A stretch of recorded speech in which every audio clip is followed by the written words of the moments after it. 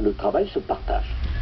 Moi, je crois que c'est la richesse qui crée la richesse. Monsieur le Président, ça, c'est la première chose. Monsieur le Président, pardon, il y a le chômage des jeunes, vous dites que ça ira mieux l'année prochaine. Non, non, mais dès cette année. Dès cette année. Mais il y a aussi les salariés qui aujourd'hui, par exemple, ont mené des conflits sociaux. Pour rester une minute sur Nathalie, parce que je ne veux pas qu'elle ait le sentiment que je parle tellement généralement que...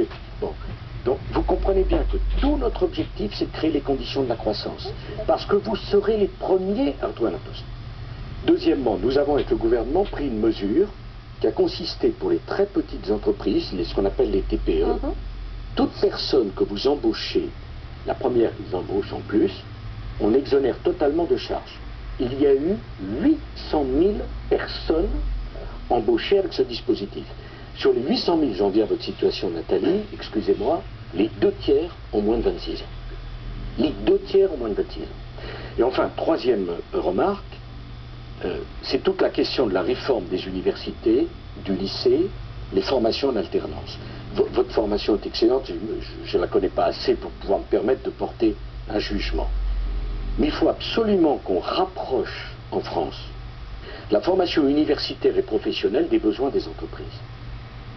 On ne peut pas continuer à former tant de jeunes qui ne correspondent pas aux besoins des entreprises. C'est encore insuffisant, à votre avis, malgré la réforme des universités? Mais la réforme des universités, ça va mettre 10 ans à porter ses fruits. Je prends un exemple. Aujourd'hui, on fait le bac S, le bac mathématique, pour de mauvaises raisons. Pas pour devenir ingénieur, mais pour entrer dans une banque. Or, on manque cruellement d'ingénieurs et de techniciens. Nous avons un tiers d'apprentis en moins qu'en Allemagne. Or, quand on fait une formation en apprentissage en alternance, on a 100% de chance d'avoir un emploi.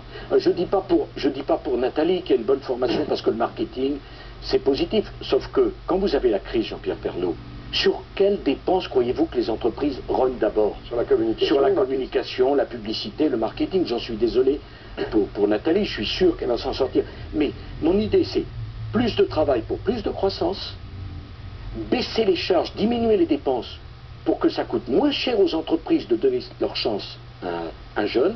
Et troisièmement, un système de formation qui vous prépare aux emplois de demain et pas aux emplois d'avant-hier. Voilà la situation dans laquelle nous nous trouvons. Mais je vous le dis, Nathalie, je vous demande de noter ce que... Pardon, de retenir ce que je vous dis. Non, mais c'est une façon de parler, bien sûr. Nous avons doublé les perspectives de croissance de la France pour cette année. Doublé. Il y a 3 mois, tout le monde pariait d'une croissance de moins de 1. On sera à 1,4, peut-être plus. Et vous verrez que le chômage va commencer dès cette année à reculer. C'est indispensable parce que 470 000 chômeurs en plus, c'est 470 000 destins de famille brisés. Puis je comprends bien votre situation, vous avez travaillé pendant 5 ans après, vous dites, mais alors, je ne peux pas faire valoir ce que je sais. Monsieur le Président, pardonnez-moi, on a énormément de thèmes à aborder. Mais sur ce thème de l'emploi, ça va reprendre, disiez-vous, avec nous Pierre Leménaès, qui est ouvrier dans l'automobile. Et Pierre Leménaès est syndicaliste de la CGT, il est dans une entreprise sous-traitante de l'automobile en Bretagne, une filiale de Renault maintenant à Codon dans le Morbihan, 51 ans, 2 enfants.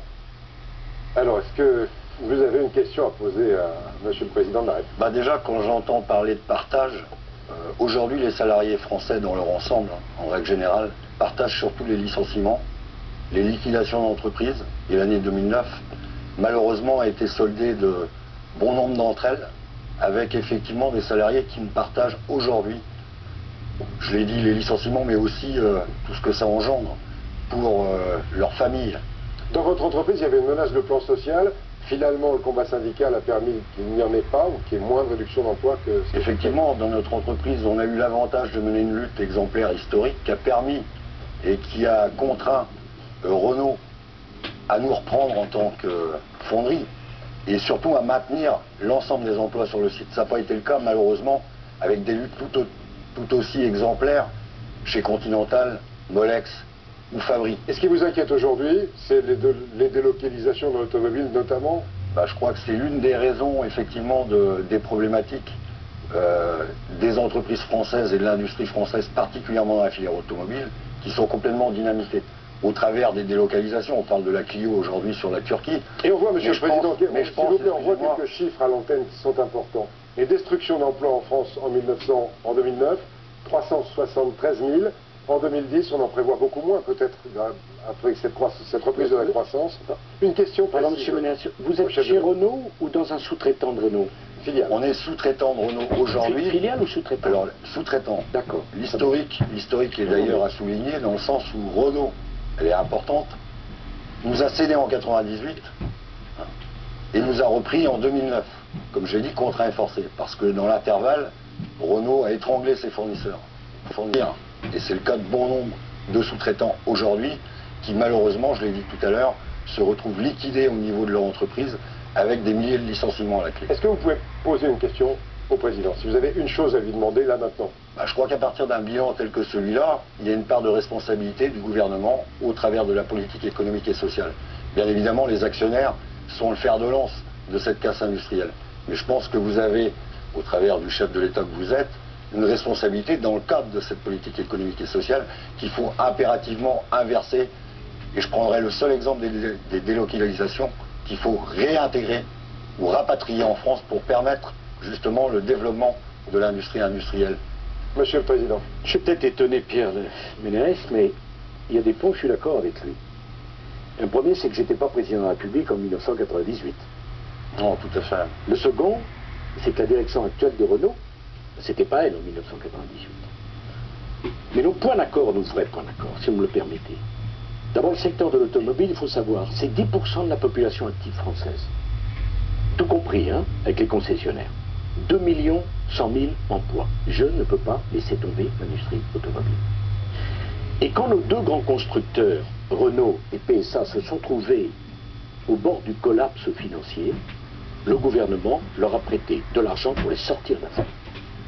Et nous avons été les premiers en Europe à faire la prime à la casse, qui a permis de maintenir l'emploi. Et en 2009, on n'a jamais vendu autant de voitures en France.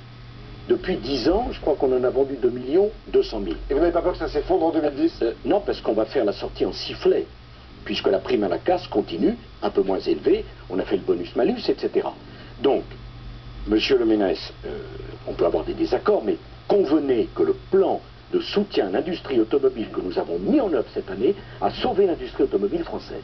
Non, je ne suis pas d'accord avec vous, je ne suis pas d'accord, c'est trop simpliste que de présenter les choses telles que celles-là. Je crois que ça a servi, effectivement, dans un domaine, c'est au travers des licenciements.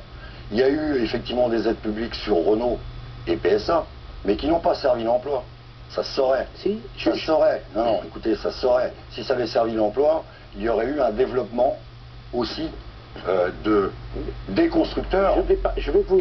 Et justement, mais je vais vous répondre de ces très précisément. Or, aujourd'hui, excusez-moi, aujourd'hui, c'est pas le cas. Aujourd'hui, je l'ai dit tout à l'heure, les salariés partagent les licenciements, les liquidations d'entreprise.